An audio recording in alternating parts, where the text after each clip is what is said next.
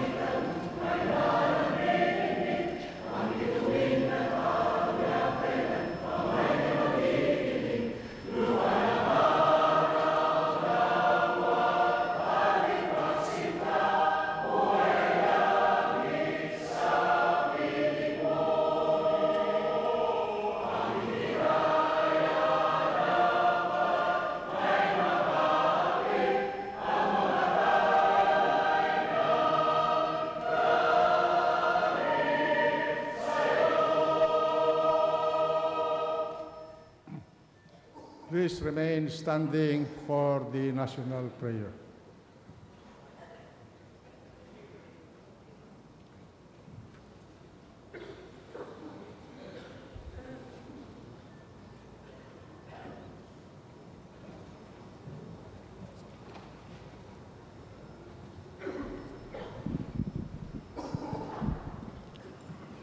Dinadakila namin mayroon pa silang kahit kaunting hiya na natitira, sana na lang sila magbitiw sa pwesto.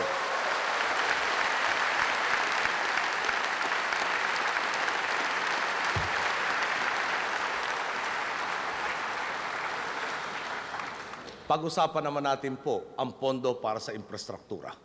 Tumukoy ang DPWH ng 246 na priority safety projects na popondohan ng Motor Vehicle Users Charge. Mangangailangan po ito ng budget na 425 million pesos. Ang pinondohan po, 28 proyekto lang.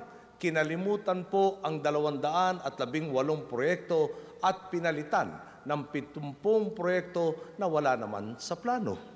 Ang hiningin 425 million pesos, naging 480 million pesos pa.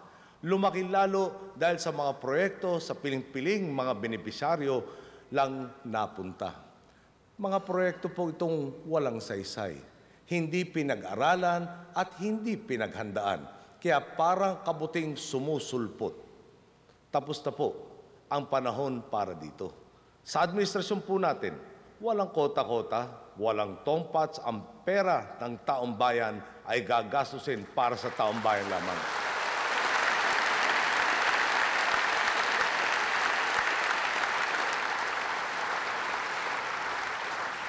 Meron pa po tayong natuklasan. 5 araw bago matapos ang termino ng nakaraang administrasyon, nagpautos silang maglabas ng 3.5 billion pesos para sa rehabilitasyon ng mga nasalanta ni Undoy at Pepeng. 86 na proyekto ang paglalaanan dapat nito na hindi na sana idadaan sa public bidding. 19 sa mga ito na nagkakahalaga ng 981 million pesos ang muntik nang makalusot. Hindi pa nailalabas ang Special Allotment Release Order ay pirmado na ang mga kontrata. Buti na lang po ay natuklasan at pinigilan ito ni Secretary Rogelio Singson ng DPWH. Ngayon po ay dadaan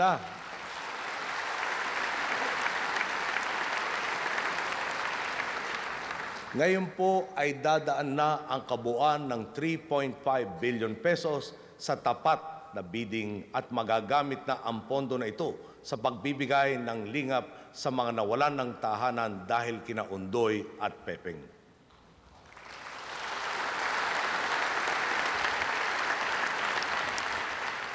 Pag-usapan naman natin ang nangyari sa Napocor. Noong 2001 hanggang 2004, pinilit ng gobyerno ang Napocor na magbenta ng kuryente ng palugi para hindi tumaas ang presyo. Tila ang dahilan, pinaghahandaan na nila ang eleksyon. Dahil dito, noong 2004, sumagad ang pagkakabaon sa utang ng Napocor. Napilitan ang pambansang gobyerno na sagutin ang 200 bilyong pisong utang nito. Ang inakala ng taong bayan na natipid nila sa kuryente ay binabayaran din natin mula sa kaban ng bayan. May gastos na tayo sa kuryente. Binabayaran pa natin ang dagdag na pagkakautang ng gobyerno.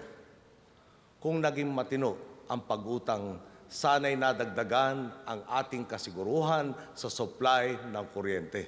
Pero ang desisyon ay ibinatay sa maling politika at hindi sa pangangailangan ng taong bayan.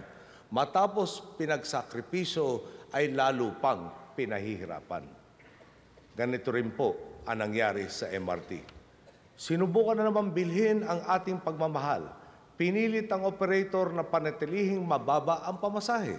Hindi tuloy nagampanan ang garantyang ibinigay sa operator na mababawi nila ang kanilang puhunan. Dahil dito, inutusan ang Land Bank at Development Bank of the Philippines na bilhin ang MRT. Ang pera ng taong bayan ipinagpalit sa isang naluluging operasyon. Dumako naman po tayo sa pondo ng NFA.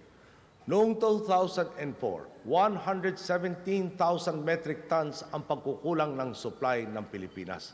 Ang binili nila, 900,000 metric tons. Kahit ulitin mo pa ng mahigit 7 beses ang pagkukulang, sobra pa rin ang binili nila. Noong 2007, 589,000 metric tons ang pagkukulang ng supply sa Pilipinas. Ang binili nila, 1.827 million metric tons. Kahit ulitin mo pa na mahigit 3 beses ang pagkukulang, sobra na naman ang binili nila. Ang masakit ito, dahil sobra-sobra ang binili nila, taon-taon nabubulok lang pala sa mga kamalig ang bigas, kagaya na nangyari noong 2008. Hindi po ba krimen ito na hinahayaan nilang mabulok ang bigas? Sa kabila ng 4 milyong Pilipinong hindi kumakain ng 3 beses sa isang araw. Ang resulta nito, umabot na sa 171.6 billion pesos ang utang ng NFA noong Mayo ng taong ito.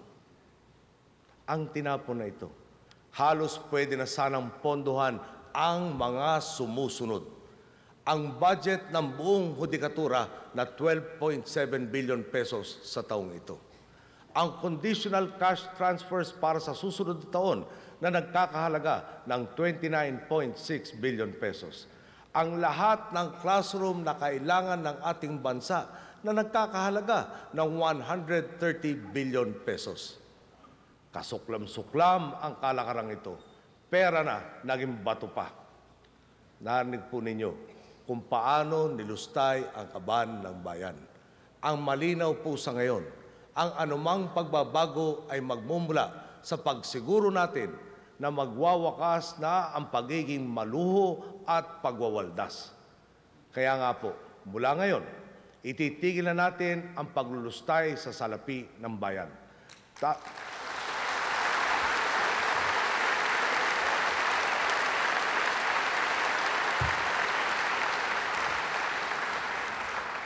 Tatanggalin na natin ang mga proyektong mali. Ito po ang punto ng tinatawag nating zero-based approach sa ating budget. Ang naging kalakaran po, taon-taon ay inuulit lamang ang budget na puno ng tagas. Dadagdagan lang ng kaunti, pwede na. Sa susunod na buwan ay mag-aayon tayo ng budget na kumikilala ng tama sa mga problema at magtutuon din ng pansin sa tamang solusyon. Ilan lang ito sa mga natuklasan nating problema. Heto naman po ang ilang halimbawa na mga hakbang na ginagawa natin. Nandiyan po ang kaso ng isang may-ari ng sanglaan. Bumili siya ng sasakyan tinatayang nasa 26 na milyong piso ang halaga. Kung kaya mong bumili ng Lamborghini bakit hindi mo kayang magbayad ng buwis. Nasampahan na po ito ng kaso.